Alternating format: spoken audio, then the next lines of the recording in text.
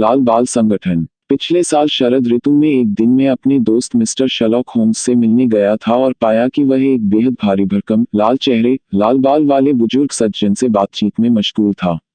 आने के लिए माफी मांगते हुए मैं जाने ही वाला था कि होम्स ने मुझे कमरे में खींचकर दरवाजा बंद कर लिया। तुम इससे बेहतर समय नहीं आ सकते थे वॉटसन, उसने प्यार से कहा। मैंने सोचा कि तुम व्यस्त हो। वह मैं हूँ, बहुत ज्यादा। फिर मैं दूसरे कमरे में इंतजार करता हूँ। बिल्कुल नहीं। यह सज्जन, मिस्टर विल्सन, कई सफल केसों में मेरे पार्टनर और मददगार रहे हैं और मुझे कोई शक नहीं है कि तुम्हारे केस में भी यह मेरी बहुत मदद करेगा। मोटा सज्जन कुर्सी से आधा उठ खड़ा हुआ और झुककर अभिवादन किया। उसकी छोटी आंखों में, जिनके इर्द गिर्द मोटापे की परत थी, एक सवालिया भाव था। इस कुर्सी पर बैठ जाओ, आराम। कुर्सी पर पसरते हुए, अपनी अंगुलियों के पोरों को जोड़ते हुए होम्स ने कहा, जैसा वह तब किया करता था जब वह पेशे से जुड़ी बात कर रहा होता था। मैं जानता हूँ, डियर वॉटसन, कि तुमको भी मेरी तरह रोजाना की जिंदगी से परे हटकर घटने वाली घटनाएं अच्छी लगती हैं। तुमने ऐसी बातों के प्रति अपनी रुचि तब दिखाई थी जब तुमने उत्साह से मेरे सारे कारनामों को खूब बढ़ा चढ़ा कर लिखा था। तुम्हारे केस मुझे वाकई बड़े दिलचस्प लगते हैं। मैंने कहा, तुम्हें याद होगा कि मैंने एक बार कहा था, मिस मेरी सदरलैंड की छोटी सी समस्या हल करने के पहले, कि अजीबोगरीब घटनाओं के लिए हमें जिंदगी में ही झांकना चाहिए, जो कल्पना की किसी भी उड़ान से ज्यादा रोमांचकारी होता है। इस विचार पर मैंने फौरन संदेह प्रकट किया था। तुमने किया था, डॉक्टर, पर फिर भी तुम कभी न कभी मेरा नजरिया समझ जाओगे, नहीं तो मैं तुम्हारे ऊपर एक के बाद एक हकीकतें थोपता जाऊंगा, जब तक तुम्हें असलियत न दिखाई देने लगे और मैं सही साबित हो न जाऊं। अब आज सुबह मिस्टर जाबेज विल्सन ने यहाँ आने की मेहरबानी की है और एक ऐसा किस्सा सुनाया है जैसा मैंने बहुत दिनों से नहीं सुना। तुमने मुझे यह कहते सुना है कि सबसे अजीबोगरीब बातों का रिश्ता बड़े अपराधों से नहीं, बल्कि छोटे अपराधों से होता है। जहां तक मैंने सुना है, मेरे लिए यह कहना नामुमकिन है कि मौजूदा केस अपराध की श्रेणी में आता है या नहीं, पर इसकी घटनाओं का सिलसिला बड़ा अजीब है, जैसा मैंने पहले कभी नहीं सुना। मिस्टर विल्सन, शायद तुम मेहरबानी करके अपनी दास्तान शुरू करोगे। मैं सिर्फ इसलिए यह फरमाइश नहीं कर रहा कि मेरे दोस्त डॉ. वॉटसन ने शुरू की कहानी नहीं सुनी है, पर इस कहानी की विचित्रता की वजह से मैं चाहता हूं कि तुम्हारे होंठों से एक एक बात ध्यान से सुनूं। आमतौर पर किसी भी कहानी की घटनाओं का जरा सा इशारा पाते ही मैं उन हजारों मामलों पर विचार करने लगता हूं जो इससे मिलते जुलते होते हैं। मौजूदा मामले में मुझे मानना पड़ रहा है कि सारी घटनाएं बेजोड़ हैं। भारी भरकम मुवक्किल ने थोड़े घमंड से सीना ताना और अपने कोट की अंदर वाली जेब से एक गंदा और मुड़ा-तुड़ा अखबार निकाला। जब वह अपने घुटने पर अखबार फैलाकर विज्ञापनों की जगह नजर दौड़ा रहा था, तब मैंने उस आदमी को अच्छी तरह देखा और अपने दोस्त की तरह कोशिश करने लगा कि उसके कपड़ों या हाव-भाव से कुछ सुराग इकट्ठे कर लूं। अपनी कोशिश में मुझे ज्यादा कुछ कामयाबी नहीं मिली। हमारा मेहमान एक आम अंग्रेज व्यापारी लग रहा था, मोटा, खमड़ी और ढीलमढाल। उसने बहुत ढीली सलेटी रंग के चेक वाली पैंट पहन रखी थी, एक काला फ्रॉक कोट जो ज्यादा साफ नहीं था और आगे से बटन नहीं लगाए गए थे, और एक मटमैला वेस्ट कोट जिस पर भारी पीतल की एल्बर्ट चेन लटकी थी और जिसका चौकोर धातु जेवर की तरह लटका हुआ था।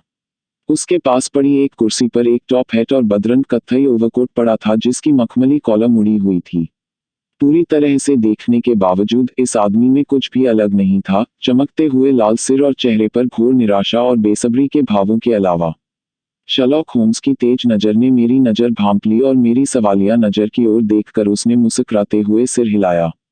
सिवा इसके कि कभी न कभी इसने शारीरिक मेहनत की है, यह सुनगनी लेता है, यह संगतराश है, यह चीन में रह चुका है और हाल में यह बहुत ज्यादा लिखता रहा है, मैं और कुछ नहीं समझ पाया हूँ। मिस्टर जाबेज विल्सन कुर्सी पर बैठा बैठा चौंक गया, उसकी अंगुली अखबार पर टिकी रही, पर उसकी नजर मेरे दोस्त पर टिक गई। यह सब तुम्हें कैसे पता चला, मिस्टर होम्स? उसने पूछा। जैसे तुम्हें यह कैसे पता चला कि मैंने शारीरिक मेहनत की है? यह बिल्कुल सच है, क्योंकि मैंने अपने करियर की शुरुआत एक पानी के जहाज में बढ़ई के तौर पर की थी।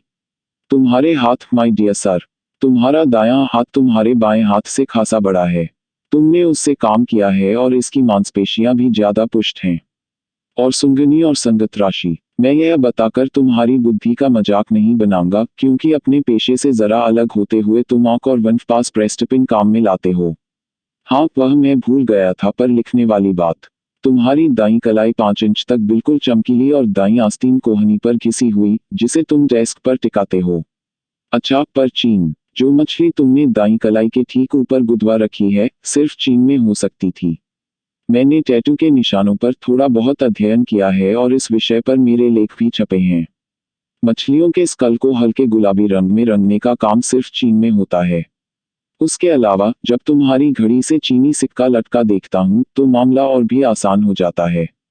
मिस्टर जाबेज विल्सन खूब हंसा। उसने कहा, पहले मैं सोच रहा था कि तुमने बड़ी होशियारी का काम किया है, पर अब समझ में आया है कि इसमें कुछ खास था ही नहीं। मैं सोचने लगा हूँ, वॉटसन, होम्स ने कहा, समझाकर मैं गलती करता हूँ। तुम्हें मालूम है कि मेरी थोड़ी सी इज्जत जो कुछ भी है, दांव पर लग जाएगी अगर मैं इतना सरल बनता हूँ तो। क्या तुम विज्ञापन नहीं ढूंढ पाए, मिस्टर विल्सन? हाँ, अब मुझे मिल गया है। अपनी मोटी, लाल अंगुली को विज्ञापन पर घुमाते हुए उसने कहा, यह रहा। सारी शुरुआत यहीं से हुई थी। सर, आप खुद पढ़ें इसे। मैंने उससे अखबार ले लिया और यह पढ़ा। लाल बाल संगठन के लिए लेबनन, पेन, USA के स्वर्गीय एजिकिया हॉपकिंस के वसीयतनामे की वजह से एक जगह खाली हुई है, जिससे संगठन के सदस्य को हफ्ते के 4 पाउंड मिलेंगे और काम भी नाम भर का है। सभी लाल बाल वाले जो शरीर और दिमाग से तंदुरुस्त हैं और जिनकी उम्र 21 साल से ज्यादा है, इसके हकदार हैं। सोमवार को 11 बजे fleet street, south pops court में संगठन के दफ्तर में डंकन रॉस से मिलकर खुद आवेदन करें। इसका क्या मतलब है? यह अद्भुत ऐलान 2 बार पढ़ने के बाद मैं चिल्ला पड़ा। होम्स धीरे से हंसा और अपनी कुर्सी में इधर-उधर खिसका, जैसा कि जोश में होने पर वह हमेशा किया करता था। यह थोड़ा लीक से परे हटकर है ना? वह बोला। अब, मिस्टर विल्सन, शुरू से सारी कहानी सुनाओ और हमें अपने बारे में, अपनी गृहस्थी के बारे में और इस विज्ञापन का तुम्हारी किस्मत पर क्या असर पड़ा, सब बातें बताओ। डॉक्टर, सबसे पहले अखबार और तारीख नोट कर लो। यह 27 अप्रैल 1890 का मॉर्निंग क्रॉनिकल है। सिर्फ 2 महीने पहले का। बहुत अच्छा। अब मिस्टर विल्सन, यह सब बातें वही हैं जो मैं तुमको बता रहा हूँ, मिस्टर शर्लॉक होम्स, जाबेज विल्सन ने माथा पूंछते हुए कहा। शहर के पास कोबर्ग स्क्वायर में मेरा छोटा सा गिरवी का धंधा है। यह बहुत बड़ा नहीं है और पिछले सालों में इससे मेरी खानापूरी भर हो पाती है। मैं 2 सहायक रखा करता था, पर अब मैं सिर्फ एक ही रखता हूँ और उसकी तनख्वाह देना मेरे लिए कठिन था। पर वह आधी तनख्वाह पर ही काम करने को तैयार था क्योंकि वह काम सीखना चाहता था। इस युवक का क्या नाम है?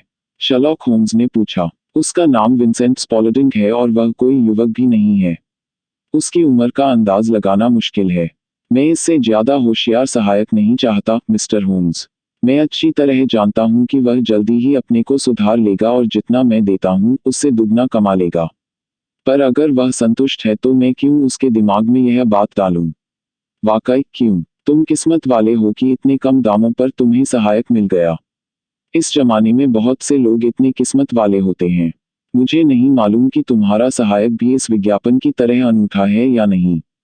खैर, उसमें भी कुछ कमियां हैं, मिस्टर विल्सन ने कहा। फोटो खींचने का इतना शौक है कि किसी और को नहीं हो सकता। अपने कैमरे से बस फोटो खींचता रहता है, उस समय भी जब उसे अपनी अक्ल बढ़ानी चाहिए और फिर खरगोश की तरह अपने बिल में दुबक जाता है, फोटो डेवलप करने के लिए। यही इसकी मुख्य कमी है, पर वैसे इसका काम अच्छा है। इसमें कोई ऐब नहीं है। वह अब भी तुम्हारे साथ है, शायद? हाँ, सर। वह और एक 14 साल की लड़की जो थोड़ा बहुत खाना बनाती है और जगह साफ रखती है मेरे पास घर में यही है, क्योंकि मैं विधुर हूँ और कभी भी मेरा परिवार नहीं रहा। हम तीनों बहुत चुपचाप रहते हैं सर, हम अपने उधार चुकाकर अपनी गृहस्थी समेटे हुए हैं, इससे ज्यादा नहीं। जिस बात ने हमें परेशान किया, वह यही विज्ञापन था। 8 हफ्तों पहले इसी दिन स्पॉलडिंग हाथ में यही अखबार लिए हुए ऑफिस आया और बोला, मिस्टर विल्सन, काश मैं लाल बालों वाला होता। ऐसा क्यों? मैंने पूछा। क्यों? उसने कहा, यहाँ पर लाल बाल संगठन में एक और जगह खाली हुई है। जिस किसी को यह जगह मिलती है, उसकी किस्मत खुल जाती है और मुझे पता चला है कि खाली जगह आदमियों से ज्यादा है, इसलिए वहाँ के ट्रस्टियों को समझ में नहीं आ रहा कि इस पैसे का क्या करें। अगर मेरे बाल रंग बदल लेते तो मेरे लिए इससे अच्छी जगह दूसरी नहीं हो सकती थी। क्यों आखिर यह है क्या? मैंने पूछा। देखो मिस्टर होम्स, मैं घर में ही रहने वाला आदमी हूँ और क्योंकि मेरा व्यापार मेरे पास था, मुझे वहां तक नहीं जाना पड़ा, इसलिए कई हफ्ते बीत जाते थे जब मैं घर की देहरी पार करता था। इसलिए मुझे पता नहीं रहता कि बाहर की दुनिया में क्या चल रहा है और कोई खबर मिलती तो मुझे अच्छा लगता था। क्या तुमने कभी भी लाल बाल संगठन के बारे में नहीं सुना? उसने आंखें फाड़कर पूछा। कभी नहीं। अरे, मुझे ताज्जुब हो रहा है, क्योंकि तुम खुद ही इस जगह के लायक हो। और इससे फायदा? मैंने पूछा। ओह, वैसे तो हर साल 200 पाउंड मिलेंगे, पर काम हल्का है और इससे किसी के मौजूदा काम में खलल नहीं पड़ता। अब तुम लोग आसानी से सोच रहे होगे कि इससे मेरे कान खड़े हो गए, क्योंकि कुछ सालों से मेरा धंधा मंदा ही चल रहा था और अतिरिक्त 200 मुझे बड़े काम के होते। इसके बारे में सब कुछ बताओ, मैंने कहा। देखो, विज्ञापन दिखाते हुए वह बोला। यह खुद ही देख सकते हो कि संगठन में एक जगह खाली है और यह रहा पता, जहां तुम आवेदन कर सकते हो। जहां तक मैं समझ रहा हूं, यह संगठन अमरीकी लखपति एजिकिया हॉपकिंस ने बनाया था, जो विचित्र आदतों वाला था। वह खुद लाल बाल वाला था और उसे सभी लाल बाल वालों से सहानुभूति थी। इसलिए जब वह मरा तो पता चला कि उसने अपनी सारी दौलत ट्रस्टी को दे रखी थी, इस हिदायत के साथ कि इस दौलत के आने वाले ब्याज से उन लोगों को खुशी मिले जिनके बाल लाल हैं। मैंने सुना है कि तनख्वाह अच्छी है और करने के लिए कुछ खास नहीं है। पर मैंने कहा, आवेदन करने वाले लाखों लाल बाल वाले होंगे। उतने भी नहीं हैं जितने तुम सोच रहे हो। उसने जवाब दिया। देखो ना, यह सिर्फ लंदन वासियों के लिए सीमित है, और वह भी अधिक उम्र वालों के लिए। इस अमेरिकन ने जवानी में लंदन में काम शुरू किया था और वह बदले में इस शहर के लिए कुछ करना चाहता था। फिर इसके अलावा मैंने यह भी सुना है कि अगर किसी के बाल हल्के लाल हैं या गहरे लाल हैं तो उसका कोई फायदा नहीं, जब तक बाल चटकीले चमकीले लाल न हों। अब अगर तुम अर्जी भेजना चाहो, मिस्टर विल्सन, तुम्हारा काम झटपट हो जाएगा, पर शायद तुम अपने रास्ते से हटकर महज कुछ 100 पाउंड के लिए ऐसा न करना चाहो। अब यह हकीकत है, जैसा तुम लोग देख रहे हो, कि मेरे बाल चटक लाल हैं, इसलिए मुझे लगा कि मेरे चुने जाने की गुंजाइश किसी भी और से ज्यादा है। विंसेंट स्पॉलडिन को इसके बारे इतना ज्यादा मालूम था कि मुझे लगा कि वह मददगार साबित होगा, इसलिए मैंने उस दिन दुकान बंद करने का हुक्म दिया और उससे कहा कि मेरे साथ चले। उसे छुट्टी से कोई एतराज नहीं था, इसलिए हमने दुकान बंद की और विज्ञापन में दिए पते की ओर निकल गए। मैं नहीं चाहता कि मैं वैसा नजारा फिर कभी देखूं, मिस्टर होम्स। पूरब, पश्चिम, उत्तर और दक्षिण से लाल बालों वाला हर आदमी विज्ञापन का जवाब देने शहर चला आया था। फ्लीट स्ट्रीट लाल बाल वालों से भरी पड़ी थी और पोप्स कोर्ट एक लाल मैदान सा लग रहा था। मैं सोच भी नहीं सकता था कि पूरे मुल्क में लाल बालों वाले इतने लोग होंगे, जितने उस विज्ञापन की वजह से आज ये इकट्ठा थे। वहां लाल का हर रंग था, भूरा, पीला, नारंगी, ईंट के रंग आदि। पर जैसा स्पॉलडिंग ने कहा था, मेरा जैसा आग के रंग का चटक लाल बहुत कम लोगों के पास था। जब मैंने देखा कि कितने लोग इंतजार कर रहे हैं, मैं हताश होकर हार मान बैठता, पर स्पॉलडिंग ने मेरी एक नहीं सुनी। उसने कैसे किया, मैं नहीं जानता, पर वह धक्के देता, मुझे खींचता, इधर-उधर से घुसता हुआ भीड़ पार कराता ले आया, उस ऑफिस की सीढ़ियों तक। सीढ़ियों पर दोहरा रेला था, कोई उम्मीद बांधे ऊपर जा रहा था, कोई निराश होकर नीचे आ रहा था। पर हम भी डटे रहे और जल्दी ही हमने अपने को ऑफिस में पाया। तुम्हारा अनुभव काफी मनोरंजक रहा है, होम्स ने कहा जब उसका मुवक्किल सुनगनी लेने को रुका। अपनी दिलचस्प कहानी आगे सुनाओ। ऑफिस में ज्यादा कुछ नहीं था, बस लकड़ी की 2 कुर्सियां और ताश के लिए एक मेज, जिसके पीछे एक छोटा सा आदमी बैठा था, जिसके बाल मुझसे ज्यादा लाल थे। उसने हर प्रत्याशी से कुछ कुछ कहा और फिर वह हर एक में कोई न कोई कमी निकाल देता, जिससे वह प्रतियोगिता से बाहर हो जाता। वहां नौकरी पाना इतना भी आसान नजर नहीं आ रहा था। फिर भी जब हमारी बारी आई, वह छोटा आदमी मुझ में दिलचस्पी दिखाने लगा और हम जब अंदर गए तो उसने दरवाजा बंद कर लिया, जिससे वह हमसे कुछ प्राइवेट बातें कर सके। यह है मिस्टर जाबेज विल्सन, मेरे सहायक ने कहा, और यह संगठन की खाली जगह भरने को तैयार हैं। और यह इसके लिए पूरी तरह लायक भी हैं। दूसरे ने जवाब दिया, इसमें सारी योग्यताएं हैं, मुझे नहीं याद पड़ता कि मैंने कभी इतना बढ़िया लाल रंग देखा हो। उसने एक कदम पीछे लिया, अपना सिर एक ओर झुकाया और मेरे बालों को ऐसे देखने लगा कि मुझे शर्म आने लगी। फिर अचानक वह आगे आया, मेरा हाथ झकझोरा और मुझे मेरी सफलता पर गर्मजोशी से बधाई देने लगा। अब हिचकने का मतलब होगा नाइंसाफी, वह बोला। फिर भी तुम, मुझे यकीन है, मुझे यह सावधानी बरतने के लिए माफ कर दोगे। इसके साथ उसने दोनों हाथों से मेरे बाल जोर जोर से खींचे, जब तक मैं दर्द से चिल्ला नहीं पड़ा। तुम्हारी आंखों में पानी है, उसने मेरे बाल छोड़ते हुए कहा। मैं देख रहा हूं कि सब कुछ वैसा है जैसा होना चाहिए। पर हमें चौकन्ना रहना होता है क्योंकि हम 2 बार विगो से धोखा खा चुके हैं और 1 बार पेंट रंग से। मैं तुम्हें मोची के मोम की इतनी कहानियां सुना सकता हूं कि तुम्हें आदमी के स्वभाव से नफरत हो जाएगी। वह खिड़की तक गया और खिड़की से पूरे जोर से चिल्लाया कि खाली जगह भर गई है। नीचे से निराशा की लहर गूंज उठी और सब लोग अलग-अलग रास्तों से वापस जाने लगे और फिर वहां पर मेरे और मैनेजर के सिवा कोई भी लाल बालों वाला नहीं था। मेरा नाम, वह बोला, मिस्टर डंकन रॉस है और मैं खुद भी इस पैम्फ से पेंशन पाता हूँ। क्या तुम शादीशुदा हो, मिस्टर विल्सन? क्या तुम्हारे बच्चे हैं? नहीं, मैं जवाब दिया। उसके चेहरे पर फौरन निराशा छा गई। ओह, उसने गंभीरता से कहा, यह तो बड़ी गंभीर बात है। मुझे यह सुनकर दुख हुआ है। यह पैम्फ लाल बाल वालों के प्रचार और उसकी देखभाल के लिए है। यह खेद की बात है कि तुम अभी कुंवारे हो। इससे मेरा चेहरा लटक गया, मिस्टर होम्स, क्योंकि मैंने सोचा कि शायद अब मुझे यह जगह नहीं मिलेगी, पर कुछ मिनट सोचने के बाद उसने कहा कि कोई बात नहीं। किसी और की बात होती, वह बोला, तो यह बात उसका बेड़ा गर्क कर देती, पर तुम्हारे जैसे बालों वाले आदमी के लिए हमें अपने नियम बदलने होंगे। तुम कब से अपना नया काम संभाल पाओगे? यह थोड़ा मुश्किल है, क्योंकि मेरा पहले से ही बिजनेस है। ओह, उसकी फिक्र मत करो, मिस्टर विल्सन, विंसेंट स्पॉलडिंग ने कहा, तुम्हारे लिए मैं उसको संभाल दूंगा। काम के लिए किस समय आना होगा? मैंने पूछा। 10 से 2। अब मेरा धंधा ज्यादातर शाम को तेजी पकड़ता है, मिस्टर होम्स। खासकर गुरुवार और शुक्रवार की शाम को, जो तनख्वाह बंटने के बिल्कुल पहले के दिन होते हैं। इसलिए सुबह के वक्त में कुछ कमा सकूं तो अच्छा है। उसके अलावा, मैं कुछ जानता था कि मेरा सहायक अच्छा आदमी है और वह सारा धंधा संभाल लेगा। यह मेरे लिए बिल्कुल ठीक रहेगा, मैंने कहा। और तनख्वाह 4 पाउंड हर हफ्ते है। और काम नाम का है। नाम भर का है से तुम्हारा क्या मतलब है?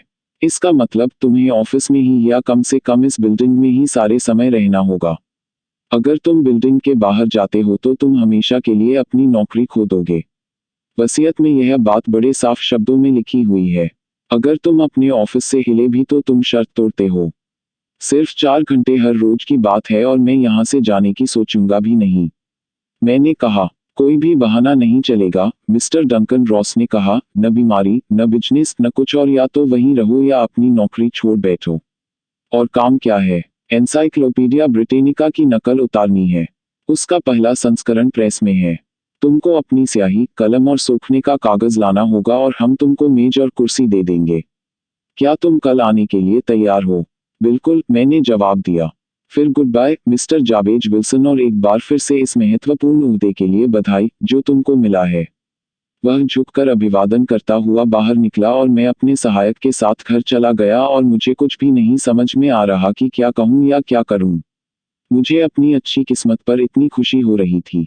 खैर, मैंने इस मसले पर दिन भर सोचा और शाम तक फिर से दिल भारी हो गया क्योंकि मैंने अपने दिल में सोचा कि यह पूरा मसला कोई बहुत बड़ी धोखाधड़ी का है। हालांकि इसका क्या मकसद है, मैं समझ नहीं पा रहा था। यह समझ के बिल्कुल परे था कि कोई भी ऐसी वसीयत बना सकता है या कोई भी एनसाइक्लोपीडिया ब्रिटेनिका की नकल लिखने जैसे आसान काम के लिए इतनी पगार दे सकता है। विंसेंट स्पॉलडिंग ने मुझे खुश करने के लिए बड़ी कोशिश की, पर रात होते होते मैंने अपने को समझा लिया था कि इस चक्कर में न पड़ूं। पर फिर भी सुबह मैंने फैसला किया कि चलकर देखा जाए क्या माजरा है, इसलिए मैंने एक स्याही की बोतल खरीदी और पंख वाले कलम और कागज के साथ पन्ने लेकर पोप्स कोर्ट की ओर चल पड़ा। मुझे देखकर हैरत और खुशी हुई कि वहां पर सब कुछ ठीक था। मेरे लिए मेज लगा दी गई थी और मिस्टर डंकन रॉस वहां पर यह देखने के लिए हाजिर था कि मैं ठीक से काम पर जुट जाऊं। उसने मुझे ए अक्षर से शुरू करवाया और फिर चला गया, पर थोड़ी थोड़ी देर बाद वह आकर देख जाता कि सब कुछ ठीक ठाक चल रहा है या नहीं। 2 बजे उसने मुझे गुड बाय कहा, मेरी तारीफ की कि मैंने इतना सारा लिख डाला था और फिर मेरे पीछे से ऑफिस का दरवाजा बंद कर दिया। यह सिलसिला दिन पर दिन चला, मिस्टर होम्स। शनिवार को मैनेजर आया और हफ्ते भर के काम के लिए मुझे 4 सोने के सिक्के दिए। ऐसा ही अगले हफ्ते हुआ और फिर अगले हफ्ते भी। हर सुबह 10 बजे मैं वहां होता और दोपहर 2 बजे वहां से चला जाता। धीरे धीरे मिस्टर डंकन रॉस वहां दिन में सिर्फ एक बार आने लगा और फिर कुछ समय बाद उसने आना बिल्कुल ही बंद कर दिया। फिर भी मैं एक पल के लिए भी कमरे से बाहर नहीं जाता था क्योंकि मुझे पता नहीं होता था कि वह कब आ जाएगा, और कमरा इतना बढ़िया था और मुझे इतना मजा आता था कि मैं उसे खोना नहीं चाहता था। 8 हफ्ते ऐसे ही बीत गए और मैंने एबट आर्चरी आर्मर और आर्किटेक्चर के बारे में लिख लिया था और सोच रहा था कि थोड़ी सी मेहनत और लगन से मैं जल्दी ही बी अक्षर पर उतर आऊंगा। मुझे कागज काफी महंगा पड़ रहा था और अपने लेखन से मैंने एक पूरा शेल्फ लगभग भर दिया था और फिर अचानक यह सब खत्म हो गया। खत्म हो गया। हाँ सर, और आज सुबह ही मैं 10 बजे हमेशा की तरह काम पर गया और दरवाजा बंद था और ताला लगा था और कील से एक गत्ता दरवाजे पर टंगा था। यह रहा और तुम खुद पढ़ लो। उसने सफेद गत्ते का एक टुकड़ा उठाया जो कॉपी के पन्ने के बराबर था। वह इस प्रकार था, लाल बाल संगठन भंग कर दिया गया है। अक्टूबर 9 1890। शर्लॉक होम्स और मैंने यह घोषणा पढ़ी और उसके पीछे छिपा घबराया हुआ चेहरा, फिर इस पूरे मसले का हंसीदार पहलू बाकी सब बातों पर हावी हो गया और हम दोनों ठहाका लगाकर हंस पड़े। मुझे इसमें हंसने की बात कोई नहीं दिखाई दे रही है, अपने लाल बालों की जड़ों तक लाल होता हमारा मुवक्किल बोला। अगर तुम हंसने के अलावा और कुछ नहीं कर सकते तो मैं कहीं और जा सकता हूँ। नहीं नहीं, होम्स ने उसे वापस कुर्सी पर बैठाते हुए कहा, जिस पर से वह आधा उठ चुका था। तुम्हारा केस मैं हाथ से नहीं जाने देना चाहता। यह बहुत ही असाधारण है। पर इसमें मैं माफी चाहता हूँ, थोड़ा सा मजाक तो है ही। अच्छा, तुमने दरवाजे पर यह कार्ड मिलने पर क्या कदम उठाए? मुझे झटका लगा था सर। मुझे समझ में नहीं आ रहा था कि क्या करूं। फिर मैंने आसपास के दफ्तरों में पता किया कि किसी को इसके बारे में कुछ नहीं मालूम था। आखिर में मैं मकान मालिक के पास गया जो नीचे रहता था और अकाउंटेंट था, और मैंने उससे पूछा कि क्या वह बता सकता है कि लाल बाल संगठन का क्या हुआ। उसने कहा कि उसने ऐसी किसी संस्था के बारे में नहीं सुना था। फिर मैंने उससे पूछा कि मिस्टर डंकन रॉस कौन है। उसने कहा कि उसके लिए यह नाम नया है। अच्छा, मैंने कहा, नंबर 4 वाले सज्जन। कौन, लाल बालों वाला? हाँ। वह बोला, उसका नाम विलियम मॉरिस था। वह पेशे से कानूनी सलाहकार था और कुछ वक्त के लिए मेरे कमरे का इस्तेमाल कर रहा था, जब तक उसकी जगह तैयार न हो जाए। वह कल चला गया। मुझे वह कहाँ मिलेगा? अपने नए ऑफिस में उसने मुझे पता बताया तो था। अरे हाँ, 17 King Edward Street, Saint Paul के पास। मैं चल पड़ा मिस्टर होम्स, पर जब मैं उस पते पर पहुंचा तो वहां नकली घुटने बनाने का कारखाना था और वहां पर किसी ने भी न मिस्टर विलियम मॉरिस न मिस्टर डंकन रॉस ही का नाम सुना था। और फिर तुमने क्या किया? होम्स ने पूछा। मैं 6 कोबर्ग स्क्वायर वाले अपने घर गया और अपने सहायक से राय ली। पर वह किसी तरह मेरी मदद नहीं कर सका। वह सिर्फ इतना कह सका कि अगर मैं थोड़ा इंतजार करूं तो शायद डाक से मुझे कोई खबर मिले। पर उससे कोई फायदा नहीं हुआ। मिस्टर होम्स, मैं इतनी बढ़िया नौकरी बगैर लड़े हाथ से नहीं जाने देना चाहता था, इसलिए क्योंकि मैंने सुना था कि तुम गरीबों को भी राय देते हो, मैं सीधे तुम्हारे पास चला आया। और तुमने बड़ी अक्लमंदी की, होम्स ने कहा। तुम्हारा केस बड़ा अनोखा है और मुझे इसमें खोजबीन करने में खुशी होगी। जो कुछ तुमने मुझे बताया है, मुझे लगता है कि इसमें काफी गंभीर मसले भी अटके हुए हैं, जो पहले नजर नहीं आए थे। काफी गंभीर? मिस्टर जाबेज विल्सन ने कहा। क्यों? मैं हफ्ते में 4 पाउंड खो चुका हूँ। जहां तक तुम्हारा निजी मसला है, होम्स ने कहा, मुझे नहीं लगता कि इस अजूबी संस्था से तुम्हारा कोई नुकसान हुआ है। बल्कि मैं समझता हूँ कि तुमको करीब 30 पाउंड का फायदा ही हुआ है और ऊपर से ए अक्षर के हर विषय पर जानकारी भी हासिल की है। तुमने उनके कारण कुछ भी नहीं खोया है। नहीं सर, पर मैं उनके बारे में जानना चाहता हूँ। वे लोग कौन हैं और मेरे साथ यह नाटक खेलने के पीछे उनका क्या मकसद था? अगर यह नाटक ही था तो उसके लिए यह मजाक काफी महंगा था, क्योंकि उनको इससे 32 पाउंड का नुकसान हुआ है। हम ये सारी बातें तुम्हारे लिए साफ करने की कोशिश करेंगे। पहले 1 या 2 सवाल मिस्टर विल्सन। यह जो तुम्हारा सहायक है जिसने सबसे पहले इस विज्ञापन की ओर तुम्हारा ध्यान खींचा था, वह कितने वक्त तुम्हारे साथ रहा? करीब महीना भर। वह कैसे आया था? एक विज्ञापन के जवाब में। क्या एक वही आवेदक था? नहीं, मेरे पास दर्जन भर अर्जियां थीं। तुमने उसी को क्यों चुना? क्योंकि वह आसानी से मिल रहा था और तनख्वाह भी कम मांग रहा था। बल्कि आधी तनख्वाह ही। हाँ। कैसा है यह विंसेंट स्पॉलटिंग? छोटा, गठा हुआ शरीर, बड़ा फुर्तीला, चेहरे पर कोई बाल नहीं, हालांकि वह 30 के आसपास है। उसके माथे पर तेजाब का सफेद निशान है। होम्स काफी उत्तेजित सा अपनी कुर्सी पर चौकस होकर बैठ गया। मैंने भी यही सोचा था, वह बोला। क्या तुमने कभी गौर किया है कि उसके कान छिदे हुए हैं? हाँ सर, उसने मुझे बताया कि जब वह छोटा था तो एक जिप्सी ने उसके कान छेदे थे। होम्स ने गहरी सोच में डूबते हुए कहा। क्या वह अब भी तुम्हारे साथ है? ओह, हाँ सर, मैं उसे अभी अभी छोड़ कर आया हूँ। और तुम्हारी गैरहाजिरी में तुम्हारा काम ठीक से देखा भाला गया। मुझे कोई शिकायत नहीं है सर। सुबह के वक्त वैसे भी करने के लिए कुछ खास नहीं होता। इतना काफी है मिस्टर विल्सन, 1 या 2 दिनों में मैं तुमको इसके बारे में अपनी राय दूंगा। आज शनिवार है और मुझे उम्मीद है कि सोमवार तक हम किसी नतीजे पर पहुंच जाएंगे। खैर वॉटसन, होम्स ने कहा जब हमारा मेहमान जा चुका था, तुम्हें इस सब से क्या समझ में आता है? मुझे तो कुछ समझ में नहीं आया, मैंने साफ जवाब दिया। यह सारा मामला बड़ा रहस्यमयी है।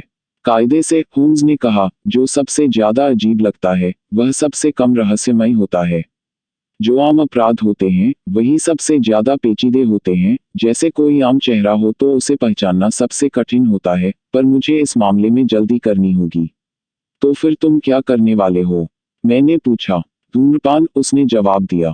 यह समस्या 3 पाइप पीने में ही सुलझ जाएगी और मैं तुमसे इतनी कृपा चाहता हूँ कि अगले 50 मिनटों तक मुझसे बात मत करना। वह आराम से पैर मोड़कर कुर्सी पर बैठ गया। उसके पतले घुटने उसकी बाज जैसी नाक तक मुड़े हुए थे। वह आंखें बंद किए बैठा रहा और उसका काला मिट्टी का पाइप उसके मुंह में से चिड़िया की चोंच की तरह निकला हुआ था। मैं इस नतीजे पर पहुंचा था कि वह सो चुका है और मैं खुद भी झपकी ले रहा था कि अचानक वह कुर्सी से उछल पड़ा, ऐसे इंसान की तरह जिसने कोई फैसला कर लिया है। उसने पाइप मेंटल पीस पर रख दिया। आज दोपहर सेंट जेम्स हॉल में सारा सेटे का प्रोग्राम है, उसने टिप्पणी की। तुम क्या सोचते हो वॉटसन? क्या तुम्हारे मरीज तुम्हें कुछ घंटों की छुट्टी देंगे? आज मेरे पास कोई काम नहीं है। मेरी प्रैक्टिस मुझे ज्यादा व्यस्त नहीं रखती। तो फिर अपना हैट पहनो और आओ। पहले मैं सिटी जा रहा हूँ और हम लंच रास्ते में ही कर लेंगे। मैं देख रहा हूँ कि प्रोग्राम में बहुत सारा जर्मन संगीत है, जो मुझे इटालियन या फ्रेंच संगीत से ज्यादा अच्छा लगता है। वह दिल तक छू जाता है और मैं आज सोचना चाहता हूँ। चलो आओ। हम अंडरग्राउंड से आलेडस गेट तक गए और थोड़ा सा चलने पर हम सक्से कोबर्ट स्क्वायर पहुंच गए, जहां पर यह अजीब कहानी घटी थी जो हमने सुबह सुनी थी।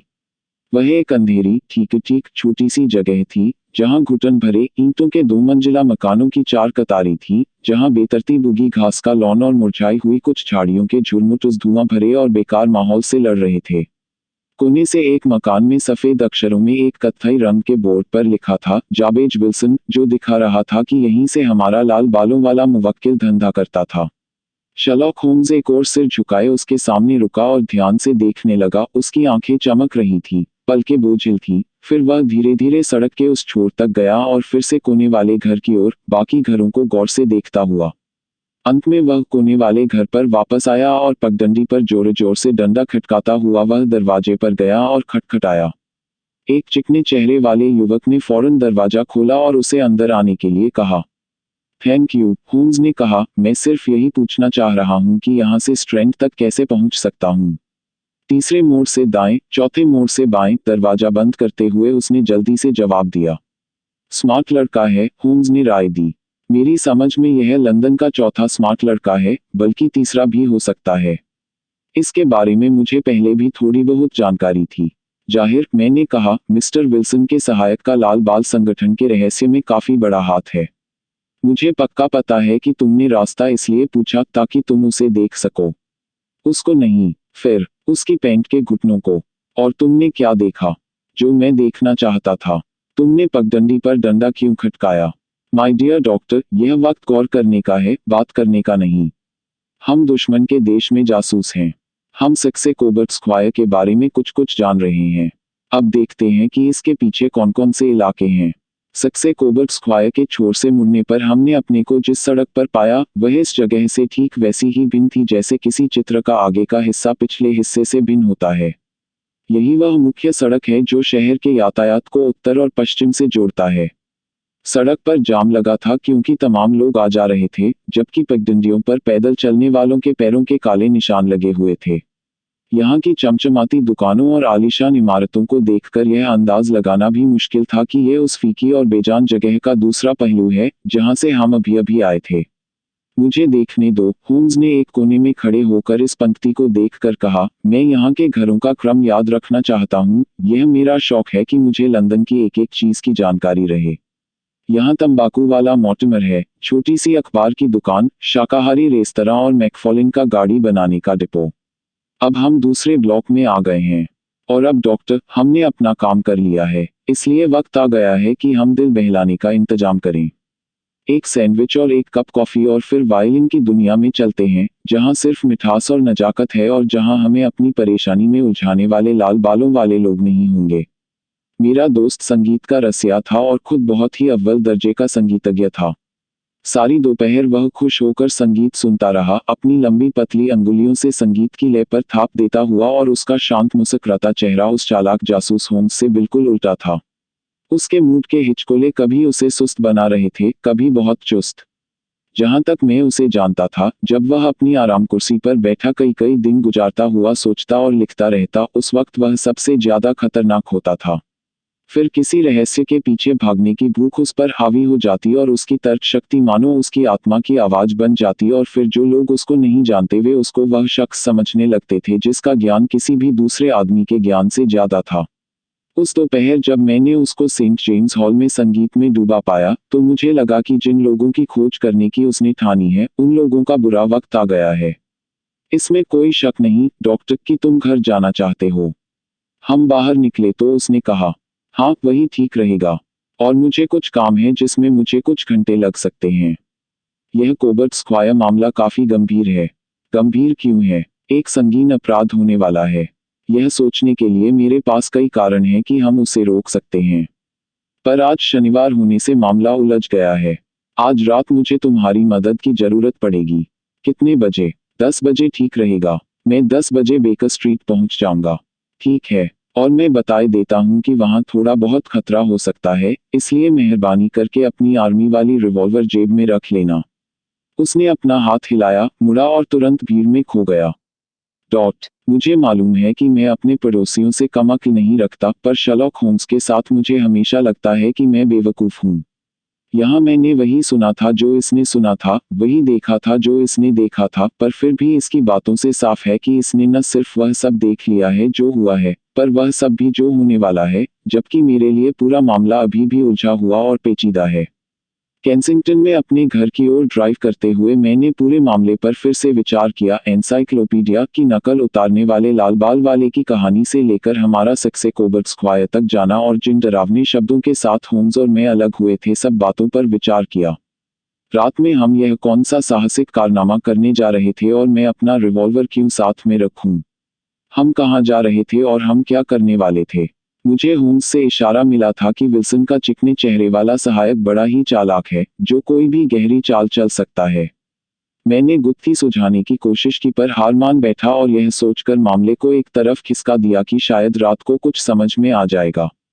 9:15 बजे थे जब मैं घर से चला और पार्क से होता हुआ ऑक्सफोर्ड स्ट्रीट से बेकर स्ट्रीट पहुंचा। दरवाजे पर 2 हैंसम इंतजार कर रही थीं और गलियारे में दाखिल होने पर ऊपर से मुझे आवाजें आती सुनाई दी। उसके कमरे में दाखिल होने पर मैंने होम्स को 2 लोगों से जोर जोर से बातें करते पाया, जिनमें से एक को मैंने पहचाना कि वह पुलिस एजेंट पीटर जोन्स है, जबकि दूसरा लंबे, पतले, उदास चेहरे वाला आदमी था, जिसने बड़ा ही चमकीला हैट और कुछ ज्यादा ही इज्जतदार फ्रॉक कोट पहन रखा था। हाँ, हमारी टुकड़ी पूरी हो गई। अपने जैकेट के बटन बंद करते और शेल्फ से अपना शिकार वाला भारी चाबुक उठाते हुए होम्स ने कहा, वॉटसन, मैं समझता हूँ कि तुम स्कॉटलैंड यार्ड के मिस्टर जोन्स के बारे में जानते हो। आओ तुम्हारी मुलाकात मिस्टर मेरीवेदर से करवा दूं, जो आज की रोमांचकारी रात में हमारे साथ रहेंगे। देखो डॉक्टर, हम फिर से जोड़ों में शिकार करेंगे। जोन्स ने रोब झाड़ने वाले अंदाज में कहा। हमारा दोस्त जो है, पीछा करने में माहिर है। मिस्टर मेरीवेदर ने उदासीनता से जवाब दिया, हमारी पूरी कसरत कहीं ताए ताए फिज न हो जाए। मिस्टर होम्स पर आप काफी भरोसा रख सकते हैं, सर, पुलिस एजेंट ने बड़प्पन जताते हुए कहा। उसके अपने छोटे छोटे तरीके हैं। अगर यह बुरा न माने तो यह बड़े अजीबोगरीब, पर इसमें जासूस बनने के सारे लक्षण हैं। यह कहना नहीं होगा कि 1 या 2 बार, जैसे कि शार्लटो हत्याकांड और आगरा का खजाना के मसले में, इसका अंदाजा बाकी पुलिस के अंदाज से ज्यादा सही था। अजनबी ने थोड़ी इज्जत के साथ कहा, ओह, अगर आप कह रहे हैं तो सही ही होगा। फिर भी मैं मानता हूं कि मैं अपनी जुए की बाजी को भूल नहीं पा रहा हूं। 27 सालों में यह पहली शनिवार की रात है जब मैं जुआ नहीं खेल रहा। मुझे लगता है कि आज रात तुम ऐसी बाजी खेलोगे जैसी तुमने पहले कभी नहीं खेली होगी, और खेल भी ज्यादा रोमांचक होगा। तुम्हारे लिए मिस्टर मेरीवेदर, बाजी करीब 30,000 पाउंड की होगी और जोन्स तुमको वह आदमी मिल जाएगा जिसे तुम पकड़ना चाहते हो। जॉन क्ले, जो हत्यारा और चोर है और धोखाधड़ी करने में माहिर है। मिस्टर मेरीवेदर, उसकी उम्र अभी ज्यादा नहीं है, पर अभी से ही वह अपने पेशे में शातिर है और लंदन भर के किसी भी दूसरे अपराधी की जगह में इसकी कलाइयों में अपनी हथकड़ियां डालना पसंद करूंगा। यह नवयुवक जॉन क्ले बहुत अनोखा किस्म का है। उसके दादा शाही ड्यूक थे और यह खुद भी ईटन और ऑक्सफोर्ड जा चुका है। उसका दिमाग उसकी अंगुलियों की तरह ही चालाक है और हालांकि हर मोड़ पर हमें उसकी छाप मिल जाती है, हमें यह कभी नहीं मालूम होता कि वह खुद कहां पर मिलेगा। एक हफ्ते वह स्कॉटलैंड में बच्चों का पालना तोड़ रहा होगा तो दूसरे हफ्ते कार्निवल में अनाथालय के लिए चंदा जमा करता मिलेगा। मैं सालों से उसका पीछा कर रहा हूं, पर अभी तक उसको देख तक नहीं पाया हूं। मैं उम्मीद करता हूं कि मुझे आज रात उसके साथ तुम्हारा परिचय कराने की खुशी मिलेगी। मिस्टर जॉन क्ले के साथ मेरी भी एक या दो बार छोटी छोटी भिड़ंत हो चुकी है और मैं भी मानता हूं कि अपने पेशे में वह काफी माहिर है। पर अब 10 बज चुके हैं और हमें चलना चाहिए। अगर तुम दोनों पहली हैंडसम पकड़ लो तो वॉटसन और मैं अगली वाली से आ जाएंगे। उस लंबी ड्राइव के दौरान शर्लॉक होम्स ने ज्यादा बातचीत नहीं की और कैब में पसरकर वे धुनें गुनगुनाता रहा जो उसने दोपहर में सुनी थी। हम गैस की रोशनी में नहाई सड़कों की भूल-भुलैया से खड़खड़ाते हुए गुजरे, आखिरकार फेरिंगटन स्ट्रीट पहुंच ही गए। हम उस जगह के बिल्कुल पास पहुंच गए हैं, मेरे दोस्त ने टिप्पणी की। यह शख्स मेरीवेदर बैंक का डायरेक्टर है और इस मामले में उसकी खुद की रुचि है। मैंने सोचा कि जोन्स को भी अपने साथ रखना ठीक होगा। वह बुरा आदमी नहीं है, हालांकि अपने पेशे में बिल्कुल है निखट्टू। उसमें एक अच्छी बात है, वह बुलडॉग की तरह बहादुर है और अपने शिकार को केकड़े की तरह जकड़ लेता है। देखो, हम वहां पहुंच गए हैं और वे लोग हमारा इंतजार कर रहे हैं। हम उसी भीड़-भाड़ वाली जगह पर पहुंच गए थे जहां हम सुबह थे। हमने अपनी कैबें लौटा दी और मिस्टर मेरीवेदर की हिदायतों पर गौर करते हुए हम एक संकरे रास्ते से गुजरते हुए एक किनारे के दरवाजे पर पहुंचे, जिसको उसने हमारे लिए खोल दिया। उसके अंदर एक छोटा सा गलियारा था जिसके दूसरी ओर बड़ा सा लोहे का गेट था, यह भी खोला गया और फिर हम घुमावदार पत्थर की सीढ़ियों से नीचे उतरे जिसके आखिर में एक दूसरा मजबूत गेट था। मिस्टर मेरीवेदर लालटेन जलाने के लिए रुका और एक अंधेरे, सीलन भरे गलियारे से हमें रास्ता दिखाते हुए आगे बढ़ा। फिर एक तीसरा गेट खोलने के बाद एक बड़े कमरे में हमें ले गया, जो चारों ओर बड़े बड़े बक्सों से भरा था। तुमको ऊपर से ज्यादा खतरा नहीं है, लालटेन अपने हाथ में लेकर इधर उधर देखने पर होम्स ने गौर फरमाया। न नीचे से, मिस्टर मेरीवेदर ने अपनी छड़ी फर्श पर खटकाते हुए कहा। अरे बाप रे, यह तो खोखला लग रहा है। हक्काबक्का होकर ऊपर देखते हुए वह बोला। मुझे तुमको चुप रहने के लिए कहना पड़ेगा, होम्स ने सख्ती से कहा। वैसे भी तुमने हमारी पूरी मेहनत को खतरे में डाल दिया है। क्या मैं तुमसे कह सकता हूं कि इनमें से किसी बक्से पर बैठ जाने की कृपा करो और हमारे काम में दखल मत डालो। मिस्टर मेरीवेदर चुपचाप एक बक्से पर बैठ गया और उसके चेहरे पर दुख का भाव था। होम्स घुटनों के बल जमीन पर बैठ गया और लालटेन और मैग्नीफाइंग शीशे की मदद से पत्थरों के बीच आई दरारों को गौर से देखने लगा। कुछ ही पलों में उसके दिल को तसल्ली हो गई, क्योंकि वह फिर से अपने पैरों पर खड़ा हो गया और अपना शीशा जेब के अंदर रख लिया। हमारे पास कम से कम अभी 1 घंटा है, वह बोला, क्योंकि जब तक वह शरीफ साहूकार सो नहीं जाता, वे लोग कोई कदम नहीं उठाएंगे। उसके बाद वे 1 मिनट भी बर्बाद नहीं करेंगे, क्योंकि जितनी जल्दी वे अपना काम पूरा करेंगे, उन्हें भाग निकलने का उतना ही ज्यादा समय मिलेगा। जैसा तुमने अंदाजा लगा ही लिया होगा, इस वक्त डॉक्टर, हम लंदन के एक प्रमुख बैंक की शाखा के तहखाने में हैं। मिस्टर मेरीवेदर यहाँ के डायरेक्टरों का चेयरमैन है। यह तुमको बताएगा कि लंदन के शातिर अपराधियों को इस तहखाने में इतनी रुचि क्यों है। हमारे फ्रेंच सोने की वजह से। डायरेक्टर फुसफुसाया। हमें कई बार चेतावनी दी जा चुकी है कि इसको लूटने की कोशिश की जा सकती है। तुम्हारा फ्रेंच सोना? हाँ, कुछ महीनों पहले हमें अपने को मजबूत करने का मौका मिला और इसलिए हमने बैंक ऑफ फ्रांस से 30,000 नेपोलियन उधार लिए थे। यह सब की जानकारी में है कि हम वह धन खोल नहीं पाए हैं और वह पूरा का पूरा यूं ही तहखाने में पड़ा है। जिस बक्से पर मैं बैठा हूं, उसमें 2000 नेपोलियन बंद पड़े हैं। हमारा बुलियन का खाता इस समय किसी भी ब्रांच ऑफिस में रखे गए खाते से ज्यादा है और डायरेक्टर काफी घबराए हुए हैं। उनका घबराना ठीक ही है, होम्स बोला, और अब वक्त आ गया है कि हम तैयार हो जाएं। मुझे उम्मीद है कि आधे घंटे के अंदर अपना काम शुरू हो जाएगा। इस दौरान मिस्टर मेरीवेदर हमें लालटेन को ढक देना चाहिए और अंधेरे में बैठे रहें। हाँ, ऐसा ही करना पड़ेगा। मैं अपनी जेब में ताश के पत्ते लाया हूँ और मैंने सोचा कि तुमको जुआ खेलने दूंगा, पर मैं देख रहा हूँ कि दुश्मनों ने इतनी ज्यादा तैयारी कर रखी है कि हम जरा सी भी रोशनी का खतरा मोल नहीं ले सकते। सबसे पहले हमें अपनी अपनी जगह चुननी होगी। वे बड़े बेखौफ हैं और हमें देखकर भौचक्के के रह जाने के बावजूद यदि हमने सावधानी से काम नहीं लिया तो वे हमें नुकसान पहुंचा सकते हैं। मैं इस बक्से के पीछे खड़ा रहूंगा और तुम लोग उन बक्सों के पीछे छिप जाओ। फिर जब मैं उन पर रोशनी डालूंगा तुम लोग जल्दी से उन्हें घेर लेना। अगर वे फायर करते हैं तो वॉटसन तुम भी उनको शूट करने से मत हिचकना। मैंने अपनी रिवॉल्वर तानकर उस लकड़ी के बक्से के ऊपर रख दी जिसके पीछे मैं छिपा था। होम्स ने लालटेन की रोशनी ढक दी और हम गुप अंधेरे में थे। ऐसा काला अंधेरा मैंने पहले कभी नहीं देखा था। गरम धातु की महक से हमें यह संतोष था कि रोशनी अभी भी है और एक पल में ही चमक जाएगी। मैं वैसे ही अनजानी अनहोनी की आशंका से घबराया हुआ था और उस तहखाने की ठंडी सीलन भरी उदासी में मन दुखी हो रहा था। उसके पास भाग निकलने का सिर्फ एक ही रास्ता है, होम्स ने दबी आवाज में कहा। इस घर से वापस होकर सक्से कोबर्ग स्क्वायर तक।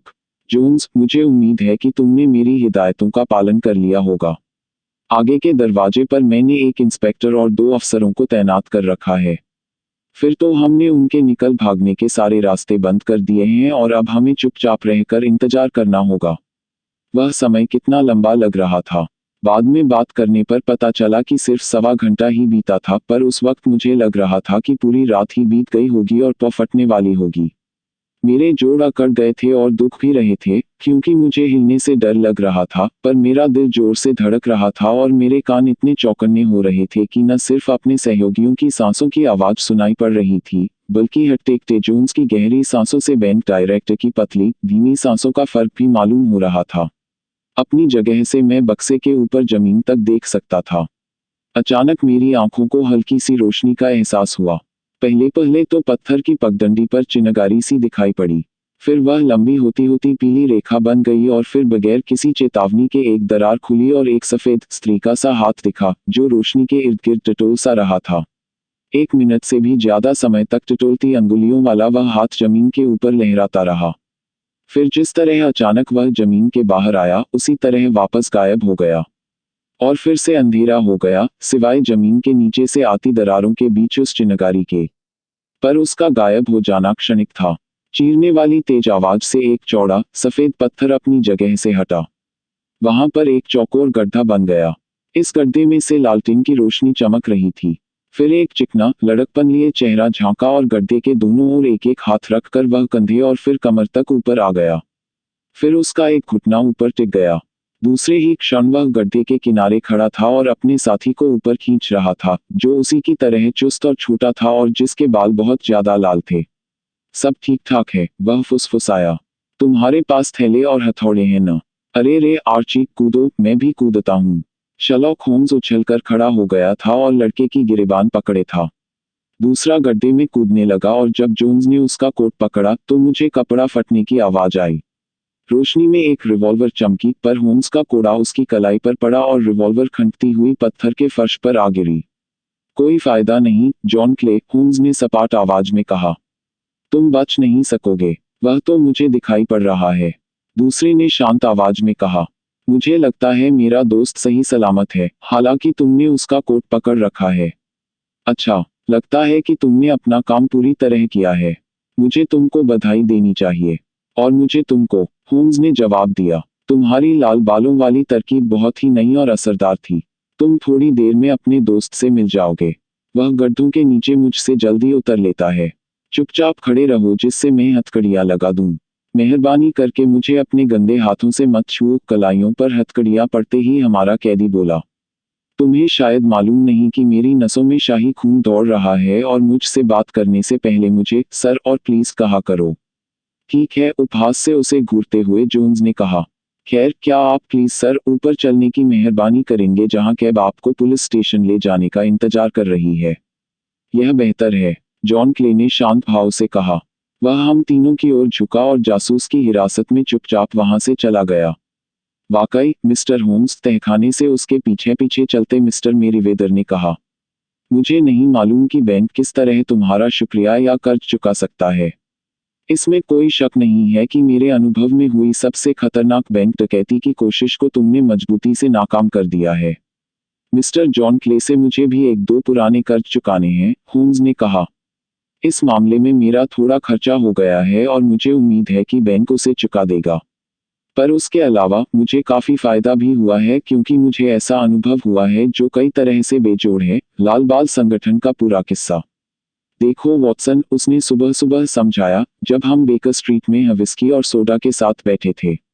शुरू में ही बिल्कुल साफ था कि संगठन का विज्ञापन और एनसाइक्लोपीडिया विश्वकोश की नकल उतारने के पूरे मामले का मकसद यही था कि इस बेवकूफ साहूकार को हर रोज कुछ घंटों के लिए रास्ते से हटाया जाए। इनका तरीका अजीब था, पर इससे अच्छा तरीका सोचा भी नहीं जा सकता। क्ले के खुराफाती दिमाग में यह तरकीब अपने साथी के बालों के रंग से सूझी होगी, इसमें शक नहीं है।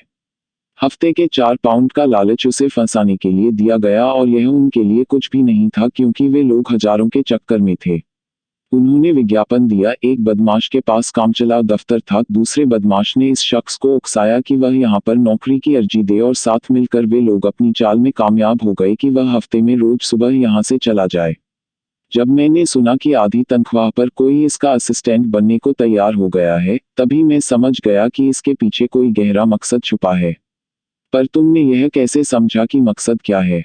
अगर घर में कोई महिला होती तो मुझे लगता कि कोई अश्लील साजिश मात्र है, पर इसका तो सवाल ही नहीं था।